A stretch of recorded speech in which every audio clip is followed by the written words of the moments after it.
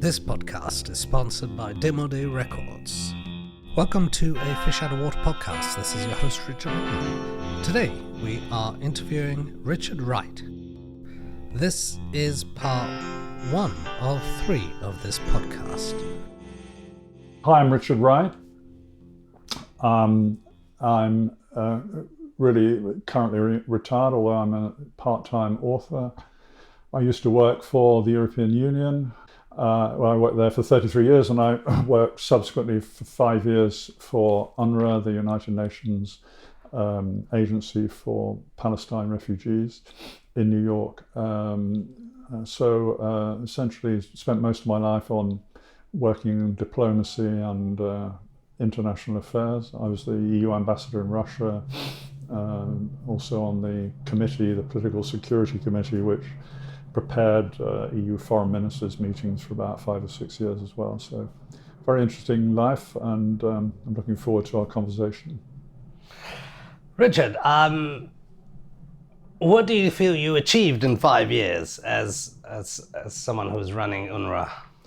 Well, I wasn't running UNRWA, just to be clear. I was the representative of the agency in New York, essentially attached to the United Nations. So the job essentially was to fundraise for UNRWA. That was one part of it, to communicate UNRWA's views to the General Assembly, to member states, to the heads of the United Nations agencies, and to be present, because there are many meetings and conferences and things of relevance to UNRWA's work. The Middle East in general, the Israel-Palestine issue in particular are very much, I would say, key issues in the context of the United Nations. Can you tell us a bit about the history of UNRWA? Yeah. So this is a very important question, and I think something that many people don't really fully understand. So let me go back exactly to the origin of UNRWA. So in 1948-49, there was obviously a conflict in Palestine, and as a result of that conflict, Israel emerged as a state. But in doing so, there were very large numbers of people, Palestinians essentially, who were evicted from their what was essentially their homes and their livelihoods. Now, these were a very large number of people. About 750,000 people literally were forced out as a result of this conflict.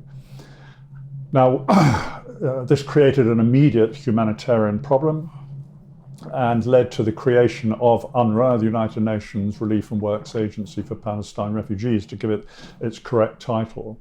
Now, this agency actually predated UNHCR, the agency dealing with other refugee questions, by approximately 1 year. So it's a rather unique and unusual body. So the immediate challenge was, these people, 750,000 people, had to be given humanitarian assistance. And I think the assumption always was that this was a temporary agency. It was not going to last for a long time.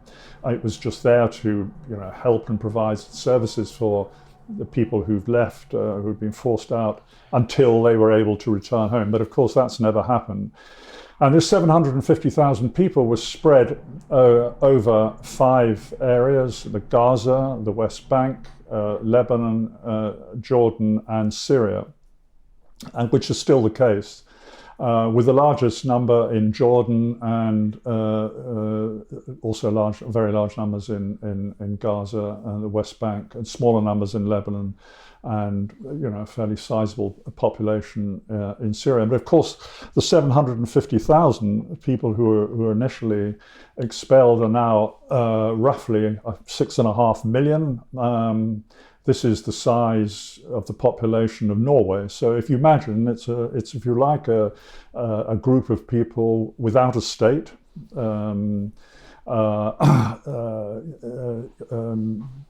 Living in this area. So this was the start. Now, what does UNRWA do? UNRWA is not a traditional provider of humanitarian assistance in the sense of Oxfam or other NGOs. It provides, the core mission of UNRWA was to provide humanitarian development, which is essentially education and health. But also, because there are many impoverished refugees, they also provide humanitarian assistance and cash support and training, this type of thing.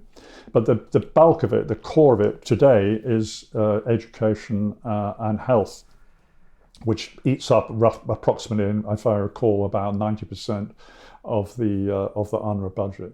So that's basically in a snapshot. Now, you know, the problem is that this so-called temporary agency has now become quasi-permanent. Its mandate under the United Nations is renewed every 3 years. It was last renewed last December, if I recall correctly, by a vote in the United Nations General Assembly. So the agency reports it reports regularly to the United Nations General Assembly, which authorizes it. It's funded through voluntary contributions by member states of the United Nations. And this is an important point because, of course, this is very precarious. I mean, if states choose not to fund it or choose to withdraw funds, its situation becomes extremely difficult. And this is certainly the situation now. For example, the United States, traditionally the largest donor, provides nothing these days. Even Sweden, a country that was a very traditional donor and a generous donor for many years, is no longer providing assistance. So the financial situation of the agency, which was always very wobbly, is now even more precarious than it has been in past years. But the underlying issue has not been solved, which is what happens to these refugees. Is there going to be a state in which they can call their own? So no political outcome, no political settlement has been concluded as a result of what happened back in almost 70, 80 years ago almost now, along with all the other issues in relation to Israel-Palestine. But this is one of the core, let's say 6, 7 issues which, if there is to be a settlement between Israel and Palestine, that this has to be a key part. What happens to these people? Because under the United Nations, they have a so-called right of return to their homes. In the past, of course, this is something that Israel would never accept. But it remains a UN resolution which is on the statute book, so to speak, to which many Palestinians still attach great importance. There are also many movements across the world alongside all the issues that are now supporting the Palestinian issue. Did you have regular contact with these organizations like the Palestinian Solidarity Campaign and all of them? No, they take an interest? The one thing I am doing, I'm part of a group within the European Union that wants to see the European Union take a more robust stance on these matters. That's all really I'm directly engaged with. And I do follow the issue very closely because, like many other people who work in this sphere, it sort of becomes part of you because it's such a hugely important question. And, I think pretty much everyone certainly in theory anyway, believes that the only solution to this intractable problem is 2 states. Now, this is the traditional Western view, if you like. Many people, perhaps today, would argue it's no longer feasible. But, nobody really comes up with an alternative. I mean, 1 state to me is not really an alternative at all because it probably lead to the domination of one side over the other, or absorption of Palestinians within an enlarged Israeli state, or even worst of all would be the expulsion of Palestinians from their traditional lands. So I don't think there's any real alternative to these 2 states. But The reality today is it seems a very, very long way, even further away than it was in the past. Can you tell us a bit about I was going to ask about the typical budgets we're talking about. I'm assuming that since 48 to now, the budgets have increased enormously, as has the population. What kind of budgets and what kind of responsibilities? Yeah, I don't have the figures with me, but my recollection is it's in the order of $1.2 to $1.4 billion. But I mean, this is pretty small when you take the size of the overall population. And remember, that what is this money spent on? It's spent on staff salaries. So UNRWA, as a whole, employs about 30,000 people, right, throughout the 5 regions, and that so that money pays the staff, the teachers, right, which I think are about 22,000 of the 30,000, the medical workers, doctors, etc. That's what the money is spent on. A little bit for infrastructure works, camp improvement, this type of thing, but it's small. You know, the vast bulk of it is the salaries for the people who are teaching the children, and the medical services. And it's not, you know, it's not fully fledged hospitals. It's primary medical care, like clinics we have in this country. So that's what happened. Now, as I said, apart from a very, very small amount taken from the UN's overall budget, which essentially pays for the staff, the salaries of the international staff, of which I was one, all the rest of it comes from voluntary contributions, and traditionally from Western countries mainly. Now, you know, there are bigger contributions now from some Arab countries, Gulf countries, and as I mentioned, some Western former Western partners have dropped out completely. So the agency has always been in a very tight financial situation. Certainly when I was there. But now it's really very critical. When you were working at UNRWA, did you meet the leaders of both Israel and Palestine at the time? And what was your recollection? I participated in 1 or 2 meetings with Mahmoud Abbas, the head of the Palestinian Authority and the PLO, and I also had I was essentially sitting in on a meeting that was held between the then Secretary General Ban Ki-moon and Prime Minister Netanyahu when he was visiting the United Nations for the General Assembly, only once. What was your impression? No, I mean, I think, you know, Prime Minister Netanyahu is a forthright individual. He's got very strong views. That certainly came across in the meeting. I don't have any recollection of the details of it. It was certainly more than 10 years ago now. And Mahmoud Abbas is a very welcoming person. Obviously, for the Palestinians, UNRWA is a key agency for them, and takes care of a very large number of Palestinians. Not all Palestinians, by the way, fall under the framework of UNRWA.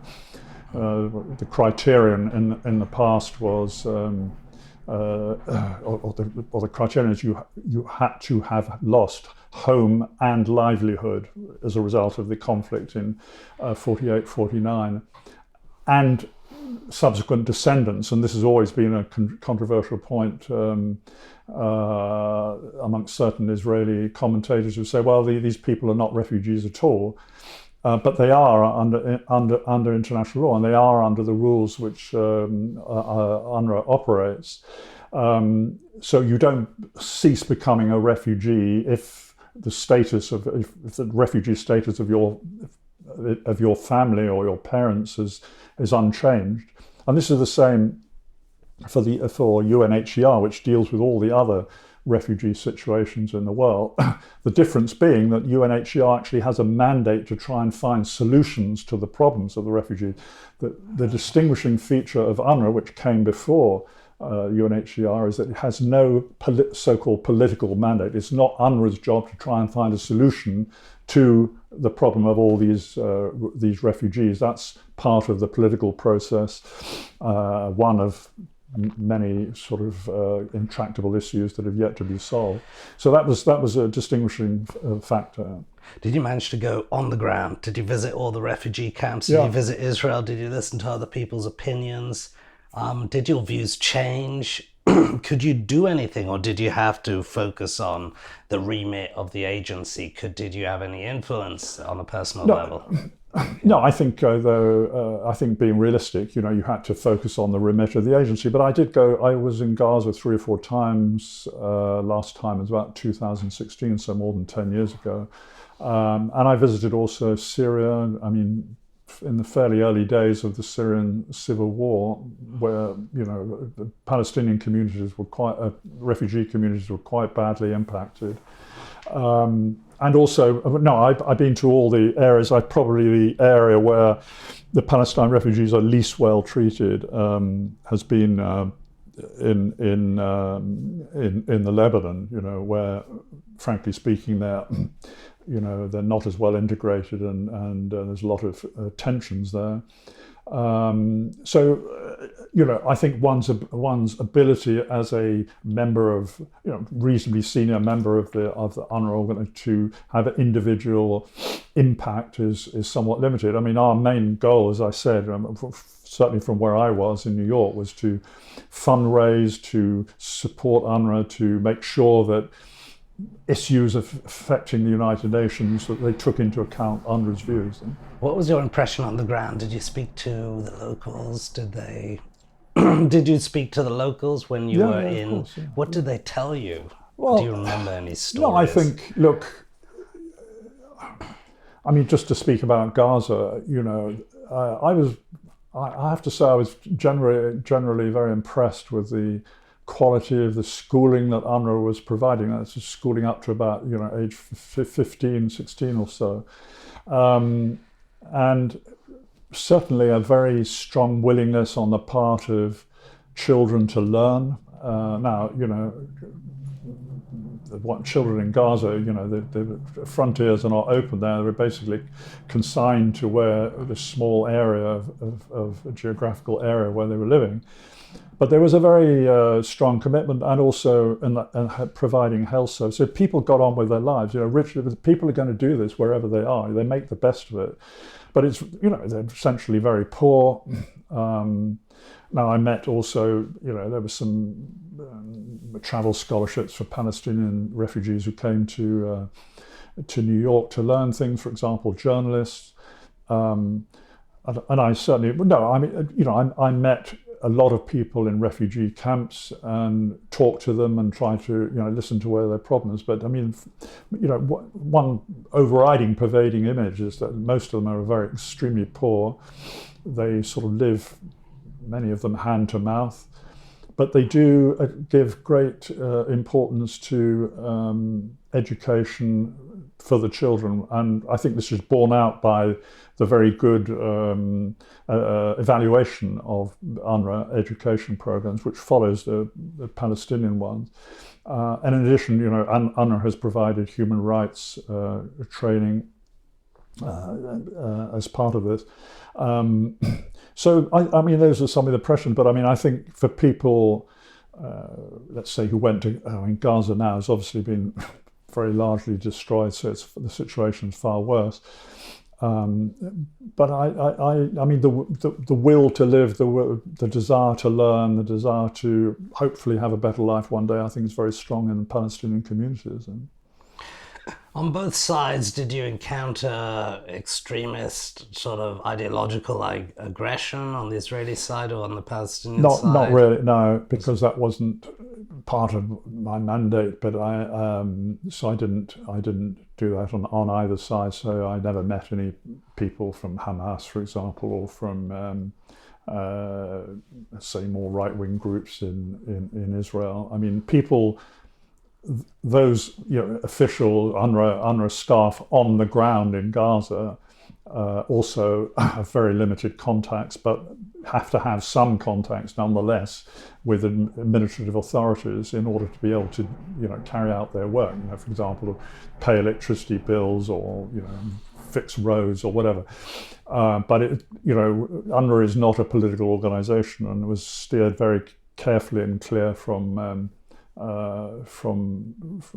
getting involved in political matters. Thank you for listening to a Fish Out of Water podcast. This is your host, Richard Lippman. Should you have any questions, comments, or suggestions, please get in touch. This podcast is sponsored by Demode Records.